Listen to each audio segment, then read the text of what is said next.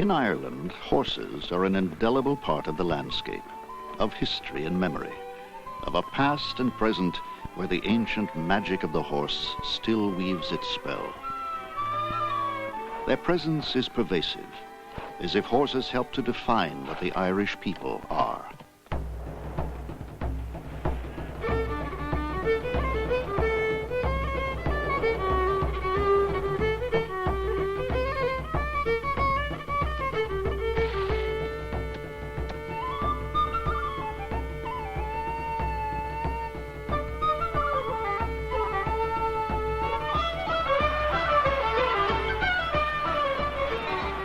Horses are the Irishman's sport. Ireland is the birthplace of steeplechasing.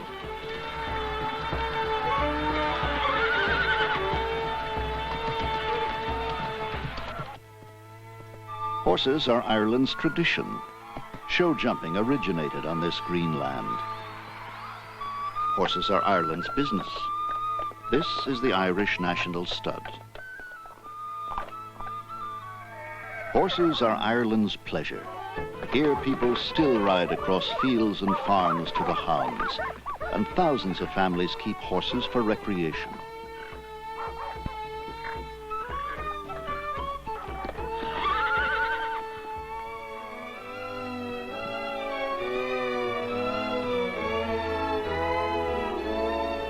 This romance of the Irish and their horses was born of the land, nurtured by necessity, and fostered by ancient bonds. It is one of the oldest love stories on earth, the Ballad of the Irish Horse.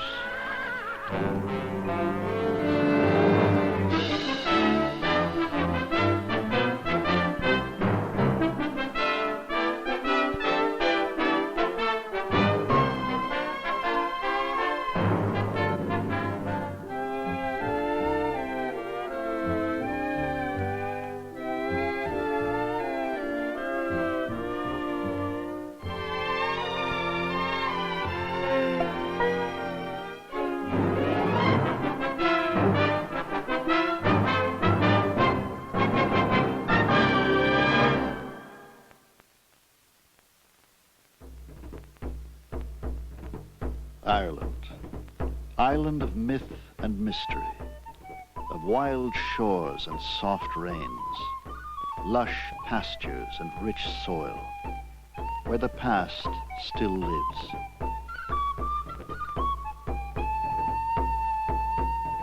Even today, Ireland remains, as it has been for thousands of years, largely agricultural.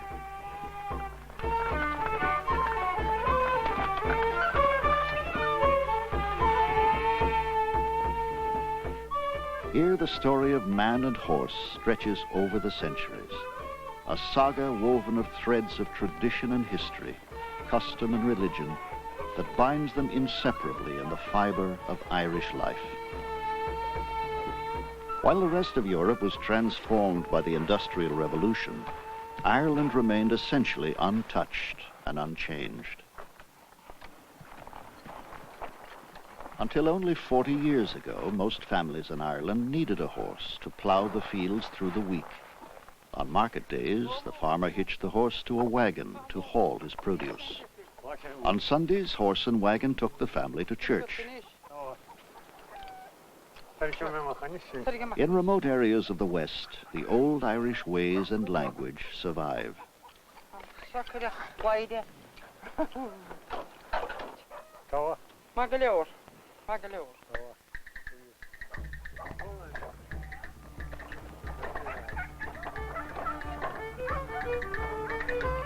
And the people of Ireland keep horses in their lives and on their landscapes.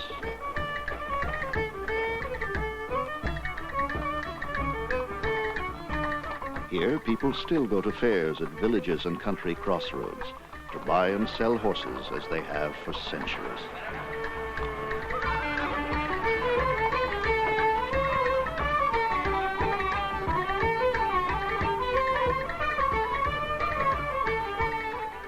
In Napoleonic times, quartermasters from European armies came here to buy the famed Irish horses for their elite cavalry regiments.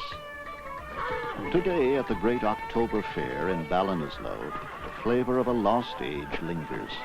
What about this one now?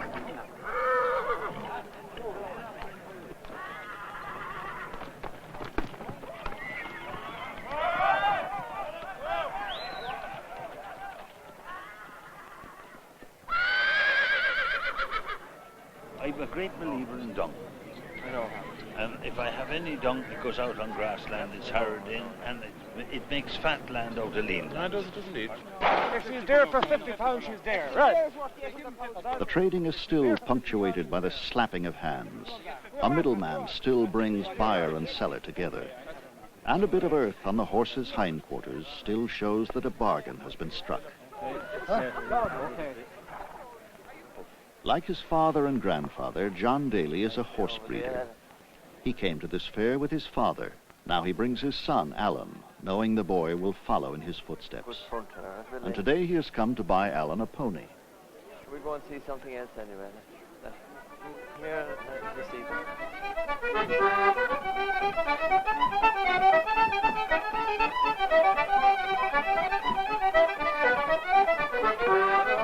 Stand back a minute there, lads. Let him move out. Stand up. Oh. Get it on the button now, then. 42. Full 14. I'll give me 800 pounds. That man says 7, I'll give you 8. It'll be £1,000. Give him over £1,000 and that's the price of him, and after that, say no more. When you were at home this morning, were you told to get £1,000 or were you told to get 800?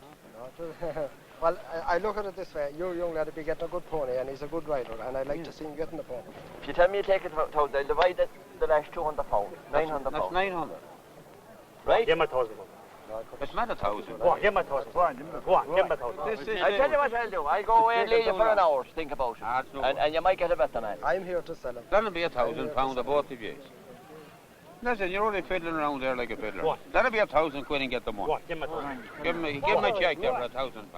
Will you break the word? Go on, give him to him now. Go on. Sold. That's it.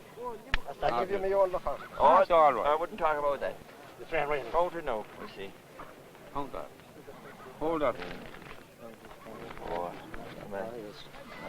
2, 3, 4, 5. Count it again. Give him this one. Give me this now. God bless you. After a few pounds are given to the seller for luck, Alan leaves the fair with a Connemara pony, a symbol of his future and his heritage.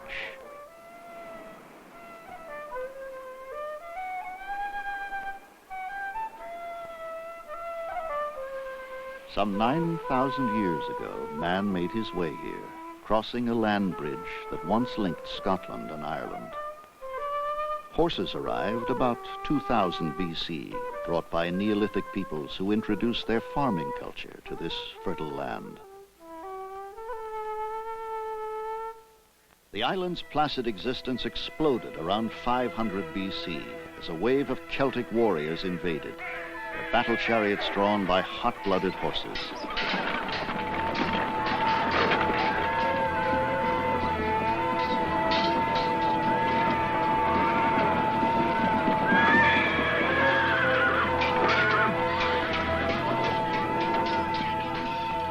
When the bloody days of plunder and murder subsided, the invaders became settlers, and their Celtic legacy imprinted its indelible stamp on the soul and style of Ireland. The blood of their fiery mounts mixed with that of the indigenous ponies, producing a better, faster horse. Over the centuries, successive tides of conquering peoples and ideas were to sweep across Ireland in her poignant and tumultuous history. There were Vikings, Normans, and Englishmen. There were St. Patrick and Christianity.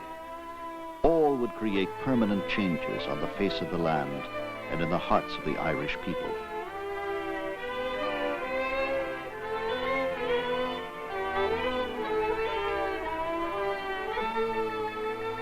But certain things would never change. For thousands of years and hundreds of generations, man and horse continued to share the soil of Ireland. Today in the West, Connemara ponies still run free over the wild countryside.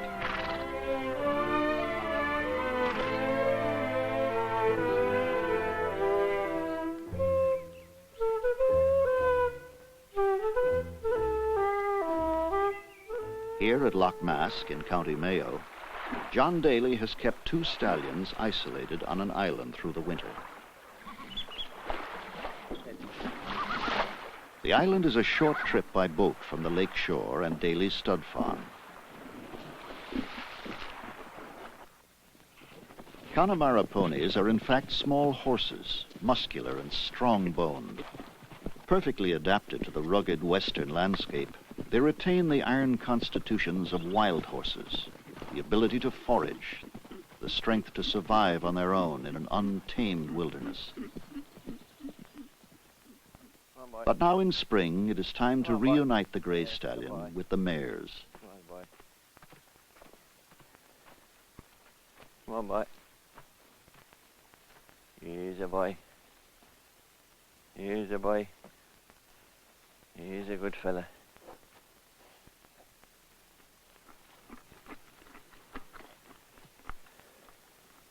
With a gentleness and expertise attained from a lifetime shared with horses, John quickly gains the stallion's confidence. That's the man.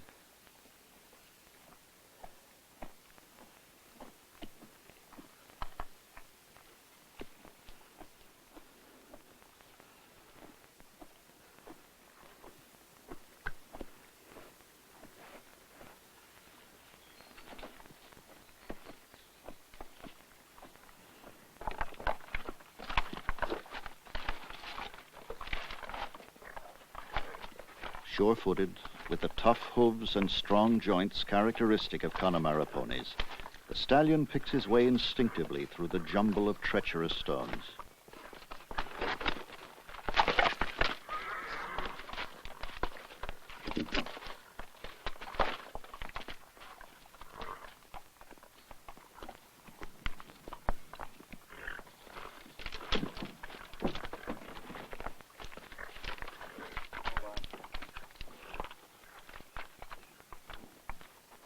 Tied up tight now with the lace. Underneath the fence, right? Oh my.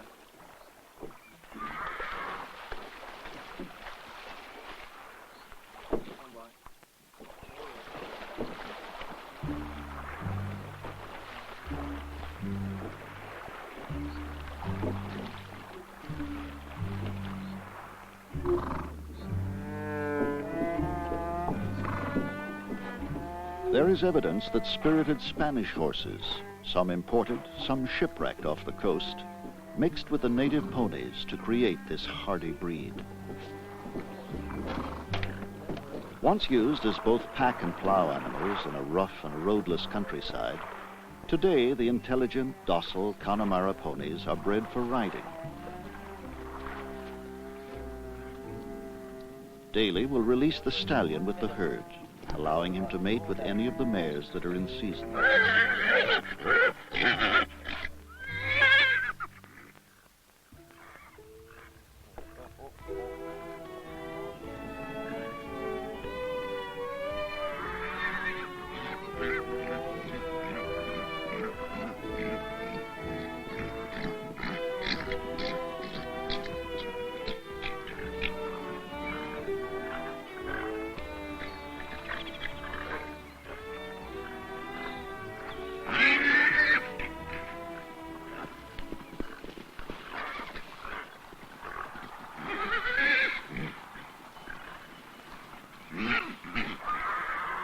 Mares come into season only 9 days after foaling, but are quick to let a stallion know if his advances are unwelcome.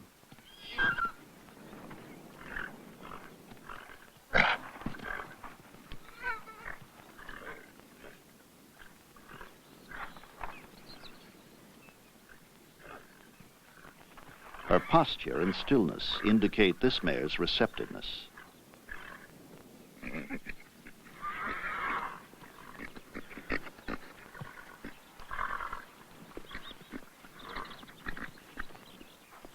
So the blood of native Irish horses, strengthened by the demands of a wild coast, tempered by centuries of work with the Irish people, is passed into the future.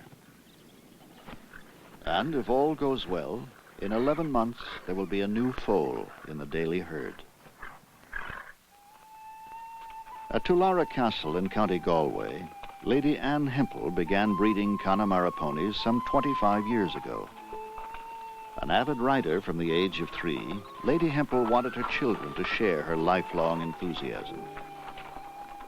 Her husband encouraged her to organize classes in horsemanship for the local children. 2 decades later, she is still teaching the County Galway Hunt branch of Pony Club. Now, if the pony's at grass, what should he have in the field? Water and... Yes, fine. What's another reason, Davy? Shade is most important, isn't it? So why do they necessarily want to have shade in the hot weather? Josie? Get very hot. Get very hot. Where have your mind been these days? My God, you better be waking up before next week. What side is Ronan grumming on? Yes? Quite right. There are 2 sides to a pony, aren't there? Say them? Near side, off side. Quite right. Who's supposed to be giving him a wash? Are you looking at his teeth? Yes, if he has a full set of teeth, he's over 7 years. Well done. Good girl.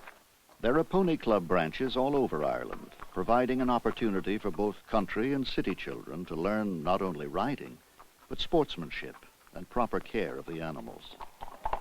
I think it's a very good foundation for them because it's getting them away from this usual thing of being in the cinemas, the discos and what have you. Can you manage, Mark?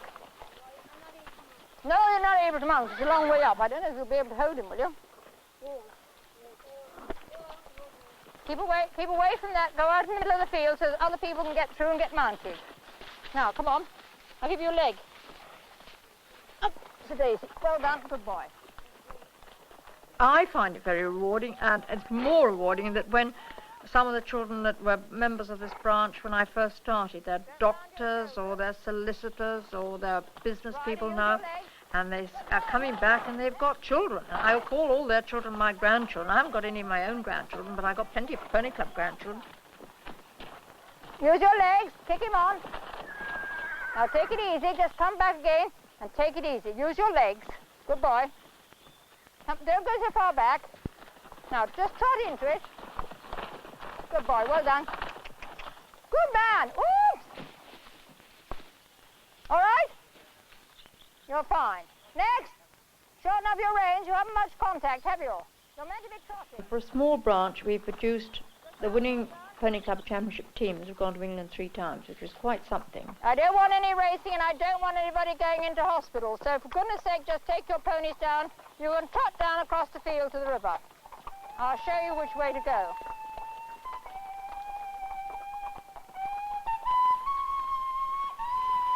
I love seeing these children with their happy little faces, but it just gives me the greatest pleasure. So a keen horsewoman passes on the joy of riding. The children of yet another generation forge new links with their ancient Irish heritage of horsemanship.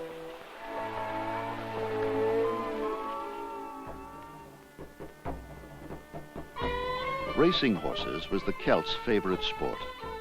This plain still bears the name Curragh, derived from their ancient word meaning a place where horse racing is held. All right, keep her going now till that next one. Living at the edge of the Curragh, the Hutchinson family retains the Celtic passion for horse racing. In the paddock behind their home, Caroline, age 15, is coached by her father, Pat. He was an amateur jockey. She dreams of becoming a professional. Hold it. That's all right. That's all right. You like how she's going, Caroline? Yeah, she's jumping very well. But she could go a little slower. Yeah. A little bit hard. Yeah. But still she's jumping very good. Yeah, she is. And she's very fit. Yeah, she should win a race now pretty easy.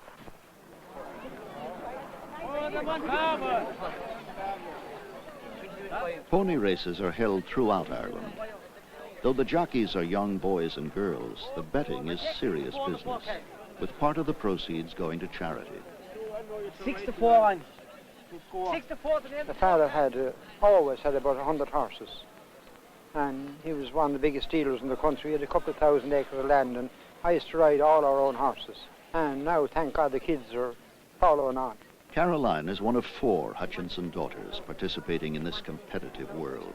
One more. Mrs. Hutchinson is active too, but the pony races are a family affair, much like Little League Baseball.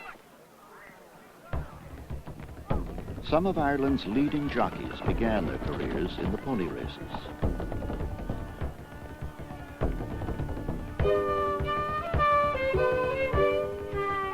Well, Caroline is very good. She's courageous. She has ability. She likes the game and she loves horses.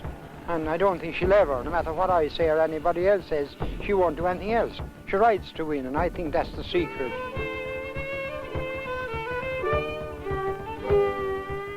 I'd love to be a professional jockey when I get older.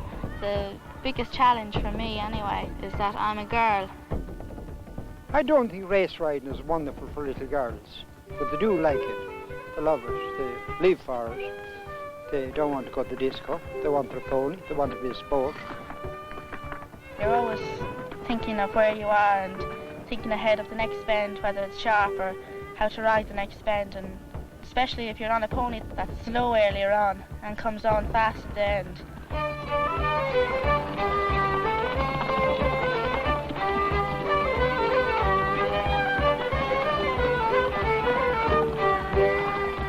Because of her consistent winning, Caroline is sought to race other people's ponies, as well as her father's. When you're in front and when you have one, the owners come running up to you and say, you know, well done and all that. It's just great to see their happy face from winning and their pony. And then your friends will come up and say well done. It's just a great feeling. And I'm delighted that I won the last race. That was the female race. I'm just thrilled that I won it and I had a good pony. Winning against both girls and boys, Caroline raced closer to her dream when she became champion pony racing jockey for an unprecedented 4th consecutive year.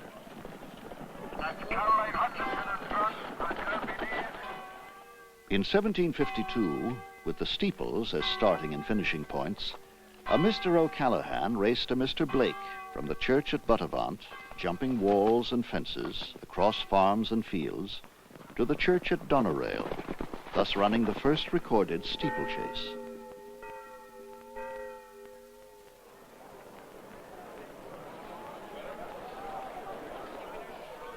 Today, some of Ireland's most popular steeplechases take place at the Galway races. Thousands gather daily to bet on the horses in this week of festivities held at the same time of year that the ancient Celts assembled to honor their god of horse racing. As I rode out through Galway town one day for recreation on the 17th of August, my mind was elevated. There were multitudes assembled from all corners of the nation. My eyes were all a dazzle and I going to see the races. It's at the Galway races, you mind good company.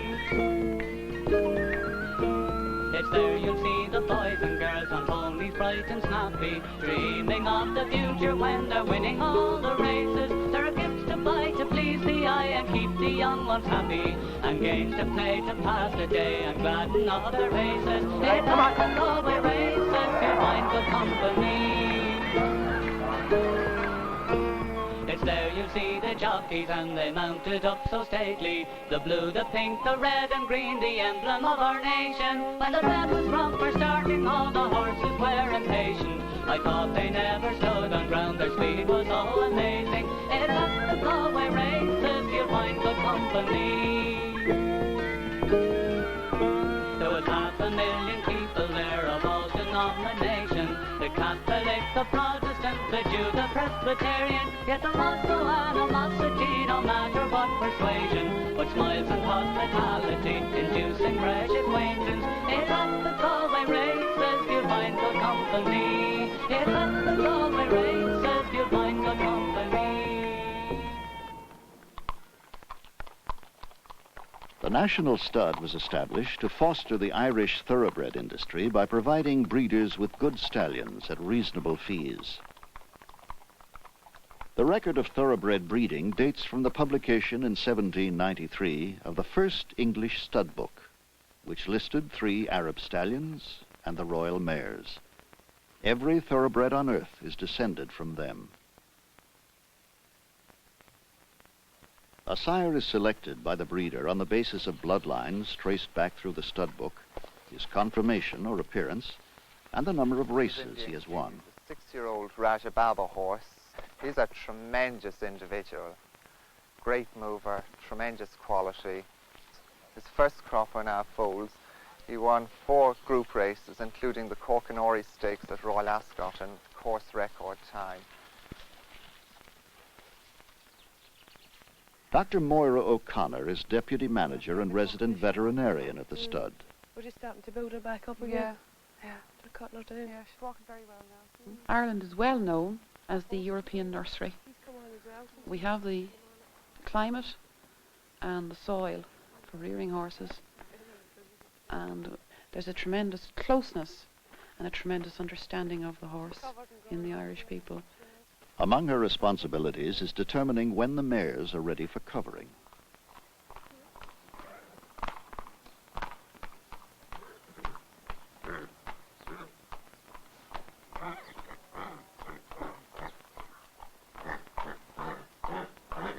Every step of the procedure must be carefully monitored in the breeding of these delicate and valuable animals. Come.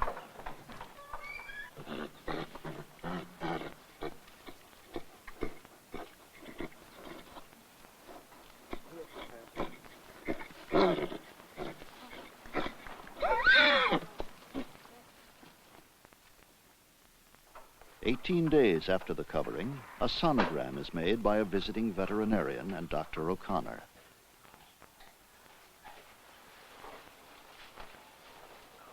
There's no oil on that, John? With this sophisticated device, they can see inside the mare's uterus and determine if there is a live fetus. You can just see it there, about 10 o'clock. The heart beating. The heart's beating. Within the white spot, the pulsing heart of the tiny fetus is clearly visible. Wait till I catch the fetus on it. All right. The mare's gestation period is 11 months. Birth usually takes less than an hour. A member of the staff acts as midwife.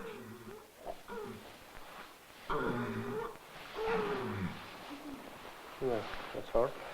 Wow.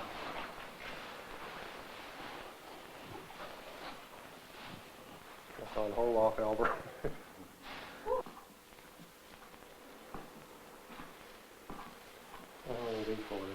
Yeah.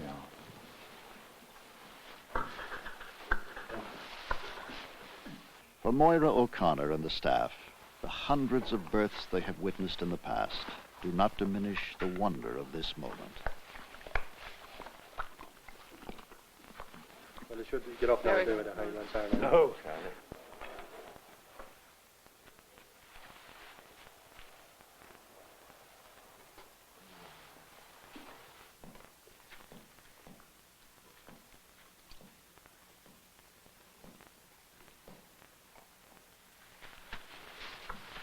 Within the hour, the age-old instinct to stand and run with the herd is already stirring in the foal, and the fragile new life is given human help. A lot of like you just give them a lift up like.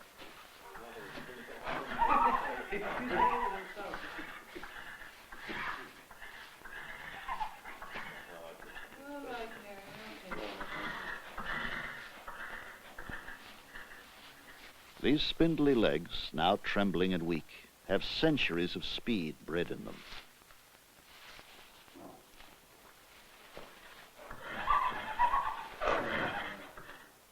When they are 3 days old, healthy foals are ready to go outside. Each is examined daily. Those with special problems get special attention. Off you go. There's a baby. There's a baby.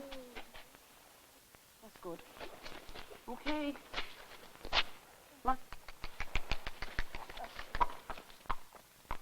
There's tremendous limestone in Ireland, and you get a tremendous amount of minerals coming through the grass to the horses. So you get very good bone development. And of course, racehorses need their legs. So you want good bone in a racehorse. Born to race, these foals carry within them the urge to run. Among these new lives, there are future champions, bred at the Irish National Stud to thunder home to victory on the racetracks of the world.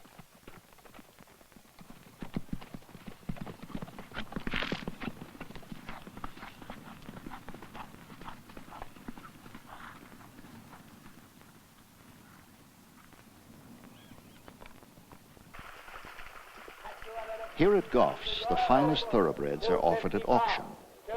A yearling, still totally untried as a racehorse, may bring close to $1 million. At 260. At 260 anymore now, about $300,000. At 260. At 260. At a time. At 260 the Troy filly, but I sell it this time. Go 5 more if you want to. Millions are spent as buyers stake their money on the animal's pedigree and conformation. Vincent O'Brien is the greatest racehorse trainer in the world, a magician who transforms horse flesh into gold.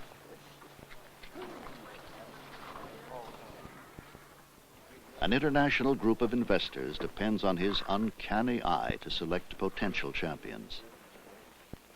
His reputation began to soar in the 50s with 3 consecutive wins at the world's most difficult steeplechase, England's Grand National. There was a stubborn refusal here by Glenn Pryor. And now for a most unhappy landing.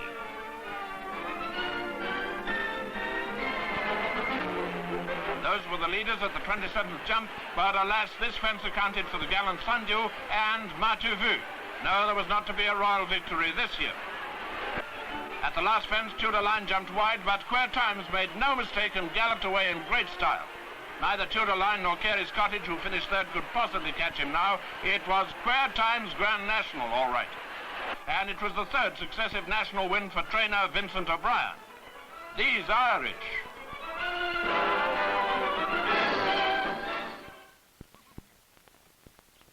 Triumphant of the classic races of steeplechasing, O'Brien next turned his wizardry to flat racing. Son of a farmer, 5th of 8 children, he started his remarkable career with a rented stable and 3 horses. I must have had a natural liking for horses right from the start, and that developed then over the years, and eventually I started training. I don't think I'd be happy doing anything else. Today, his empire spreads over nearly 1,000 acres. Ballydoyle is the world's finest private training facility, with magnificent barns, covered rides, gallops each 14 furlongs in length, a 19th century Georgian home, a helicopter pad, and stables of thoroughbreds worth millions of dollars, all under tight security. O'Brien retains a percentage of every horse he trains. Among this season's crop of aristocrats are 7 sons of Nijinsky, 3 of Alleged, and 9 of Northern Dancer. O'Brien's extraordinary powers seem to spring from an almost magical ability to sense what each animal needs to develop and succeed. It is very important to make a study of each individual animal, because they, rather like people, they all differ. Some horses got a very easy, calm disposition, and they have no mental problems. But others they've got to be given special attention and rather specially trained, so as to try and keep them settled and easy in themselves. Disappointing. Yeah. Yes. It's disappointing. It's difficult to see him making up into something worthwhile.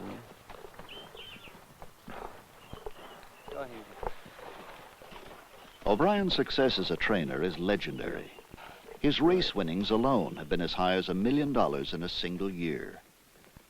But it is after a horse's last race is won that its big money-making career may begin. Today, O'Brien focuses on training colts. After a few major wins of top-class races, the best are retired to stand at stud. Sold to groups of investors for more than $25 million each, these stallions earn huge fees in their years as sires. So the mystique of a man and his thoroughbreds becomes big business, an important component of modern Ireland's economy.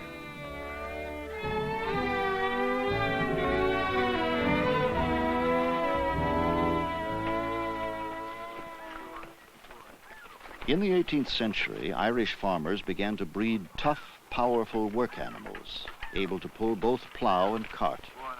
Today, the blood of the robust Irish draft horse mingles with that of the fiery thoroughbred to produce horses with the stamina needed for jumping and hunting. The hunt, as a gentlemanly pursuit, attained its present form and popularity in 18th century England and was brought here when Ireland was under English rule. Michael Dempsey is master of hounds of the world-famous Galway Blazers Hunt Club.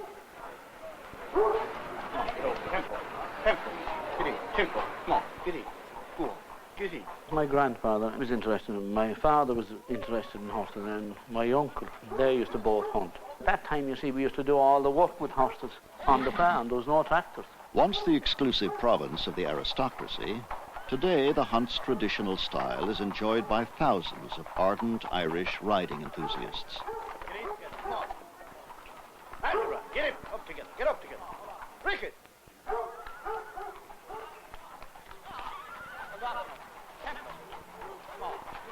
Dempsey, a local boy, grew up dreaming of becoming master of hounds. But I think I was about either 13 or 14 years, and I said, well, one day I will hunt those blazer hounds. That was my ambition, yes, from all my life, was to hunt those hounds. A farmer of modest means, Dempsey is paid by the members' subscriptions to hunt the pack. Come on, Ian, hold up. Come on. What? What?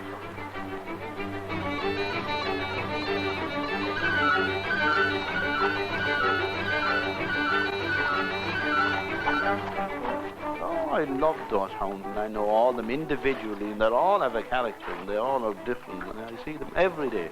They're very close friends. You have to be very close to your hound before they'll walk with you.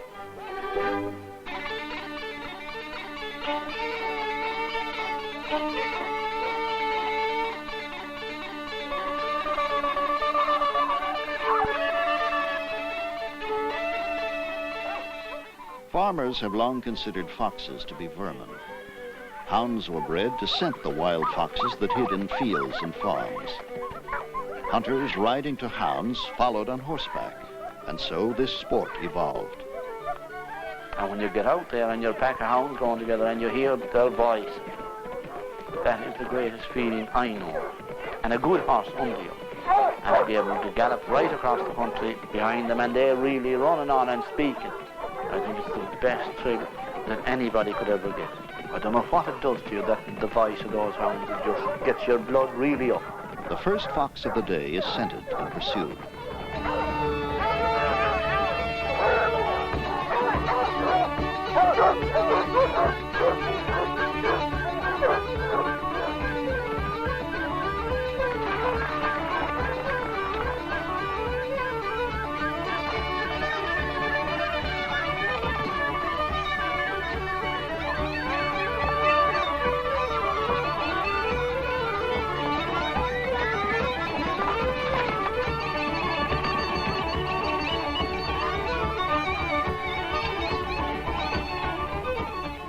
Often they lose the fox.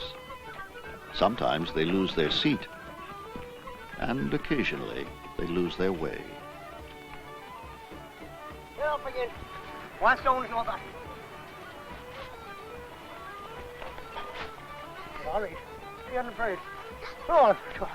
Off you go. Let him off. Well, where do I go? Go on, go up across here. Go on, you get on to them.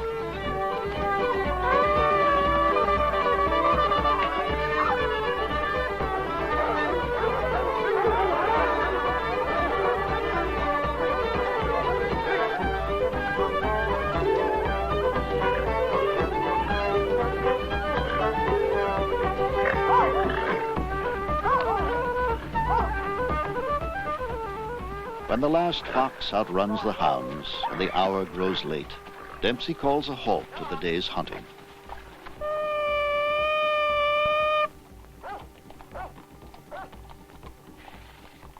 Home now. We go for the veal now after this. The hunters head for a traditional last stop, a pub called the Blazers.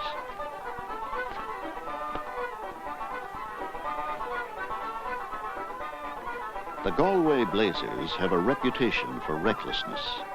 It is said that a group of hunters from Galway once reveled so boisterously in a certain hotel that it burst into flames, thus giving the group its name. Tonight, this pub is ablaze with traditional Irish pleasures: the pints, the laughs, and the songs.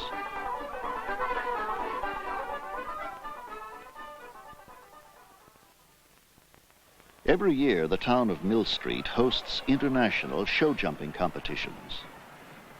Show jumping began in Ireland a century ago. Contests to see how high and wide the horses could jump over fences and walls. They offered prizes to those judged most suitable for hunting.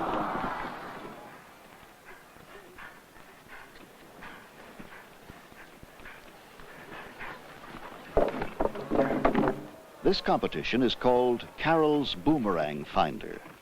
It was named in honor of Boomerang, the horse that this man, Eddie Mackin, rode to fame and fortune in the world of international show jumping. The horse that made him a national hero.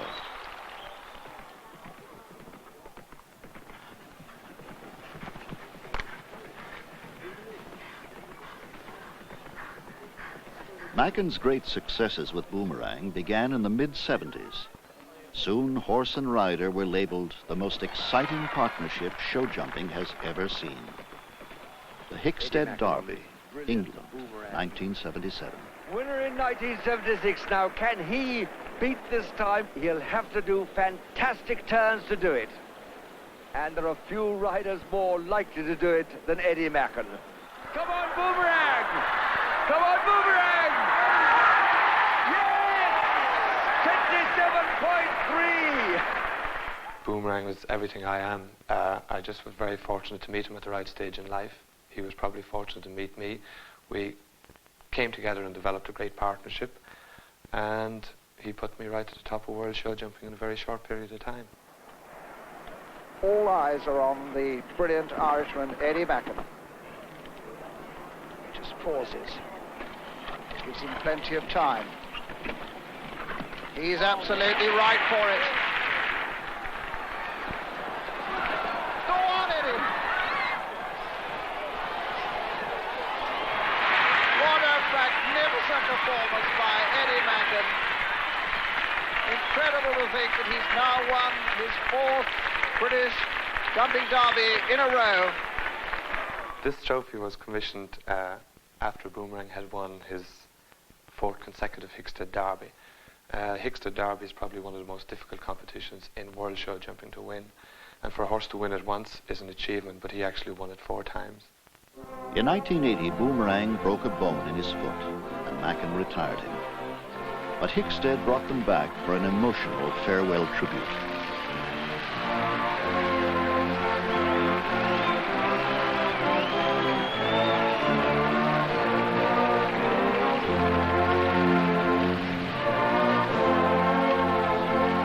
It was a sad moment for Eddie as they left the showgrounds for the last time. 3 years later, Boomerang's condition became so painful he had to be put down. He is buried on Mackin's farm.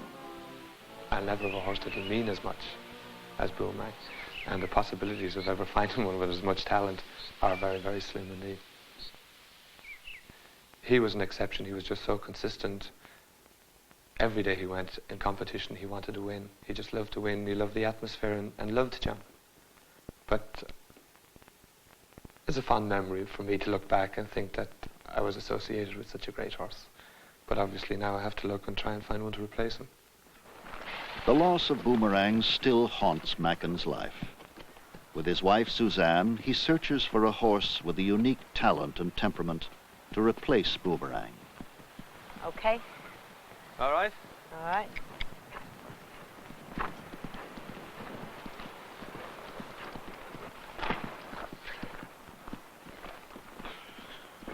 Buying, feeding, training, and caring for a stable of horses is an expensive and time-consuming responsibility. But the Mackin animals get the best, including, for some, a bit of Guinness stout 3 times a week, on the theory that what Irish doctors prescribe for old people and pregnant women must be good for horses.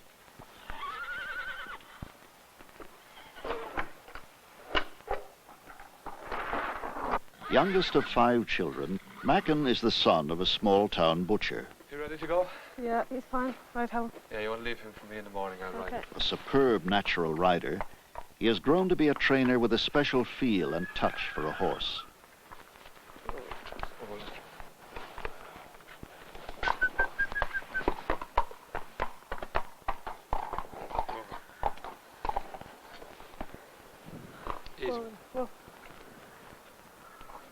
This animal seems to have a muscular problem.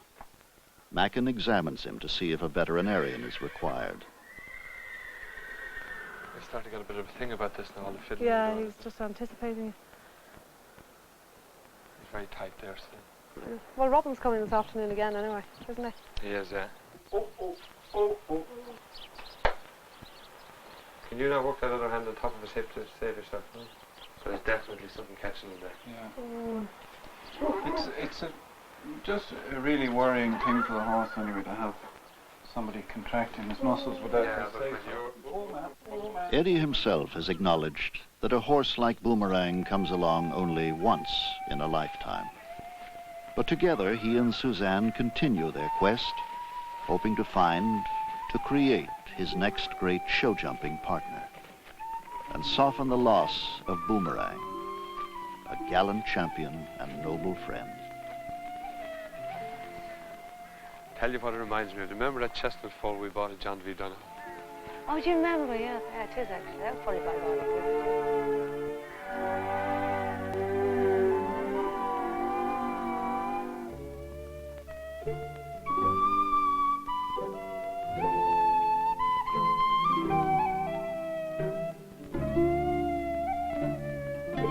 All over Ireland, boys who would like to grow up to be the next Eddie Mackin are practicing and competing with the intense hope and fervor of youth. For them, young riders like Philip and Trevor Dagg, success demands more than practice. It requires financial and emotional support from the entire family. As they often do, their parents devote the weekend to the boys' competition. Well, the weather's going to break now, too. How many more to go now? 10 more. 10 more until he goes again. Put her in. Philip was once junior champion in pony show jumping. Now he trains his 13-year-old brother, Trevor, who began competing just last year. You come down into it, you're just going down the hill, and the horse just tends to go a little bit deeper because you're coming down the hill. So you just want to sit him up so he can compensate for the downhill. You're going too slow and you're half asleep. Now come on, waking up. Come on. Philip has already committed himself to a career with horses and coaches other young competitors as well as Drop the Trevor. reins and just give him a little kick. Come on. That's good. We'll just go up above and give him a pop, and then we'll go in. Now let's have 2 awake people to jump clear rounds. All right, you're gonna win, okay? You're gonna win. You're gonna win, okay? You're gonna win. Okay. And we'll trot. Trot. Okay. And we'll... Oh, crikey. We're gonna win today, aren't we? Yes, we are. We're gonna win.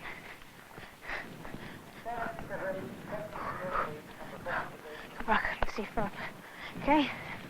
Good lad.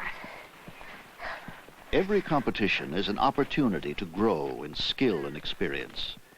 But in Ireland, all competitions are prelude to the most exciting challenge of the year, the Dublin Horse Show.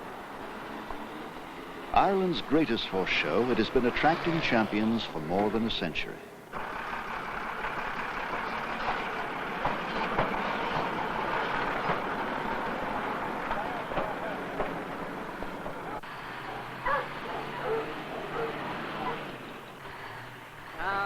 All of the riders have qualified to participate by winning at a number of competitions throughout the year.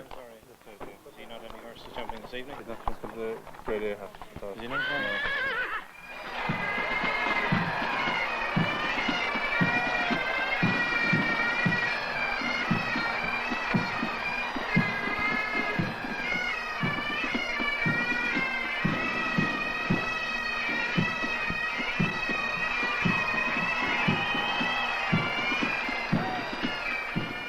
Held at the Royal Dublin Society Showgrounds, the Dublin Horse Show has long been considered the nation's premier social event.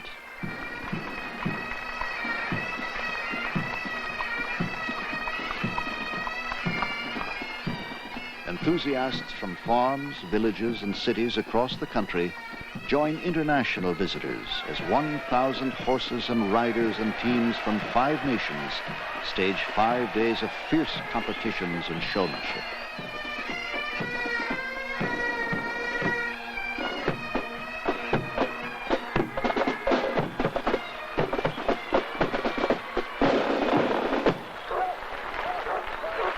Michael Dempsey is here to demonstrate the obedience of the Galway Blazer hounds.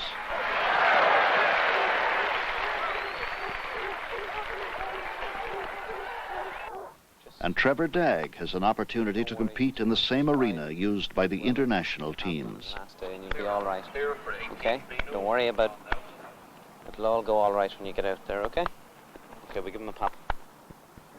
And this is George Dagg's Beau Bravo. To win the championship, Trevor must clear all the obstacles and jump the course in the shortest time.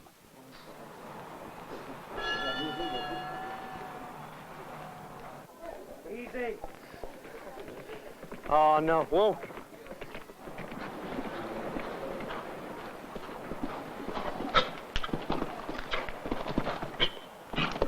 Good man, well done.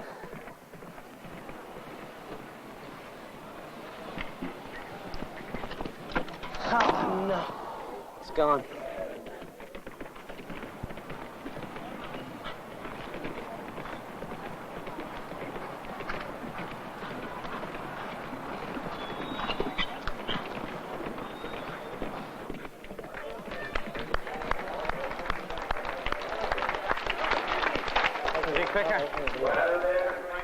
A caring brother had hoped for first place, but for Trevor, this yellow ribbon may be a harbinger of future successes.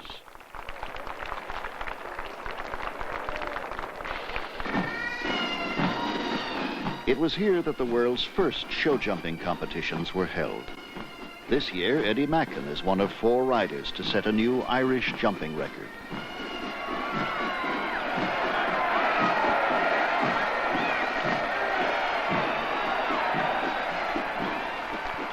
In this great yearly celebration of horses and horsemanship, the ancient spirit of the Irish people is aroused anew to stir and soar. Within each individual, the warmth of the age-old connection with the animal that has helped shape his nation's history is rekindled.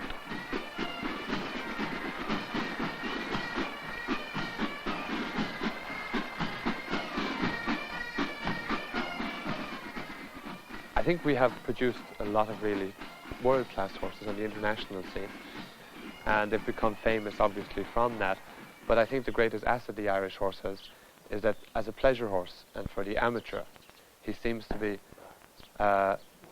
more clever, more easy to deal with, more to handle, to ride, and he seems to give a longer period of enjoyment than the continental horses do. Myself and my family, if we have no breakfast, today, tomorrow, some other day in the future, we'll still look after the horse, and we'll give the horse our breakfast. We're with horses for generations, and Irish people, while ever they're Irish, they'll talk about horses, they'll have horses, they'll keep horses, they'll never get rid of them. A tremendous appreciation of the horse runs through the Irish people.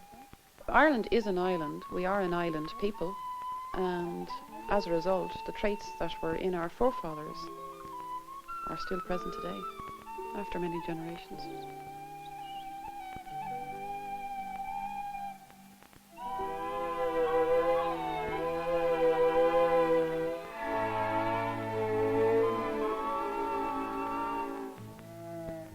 In the quiet of the countryside, a new Connemara pony enters the world. Only minutes old, still weak and wobbly, he is born with the ability to stand alone, to survive in the lean land of the West. Within himself, he carries the strength of thousands of years on Irish soil.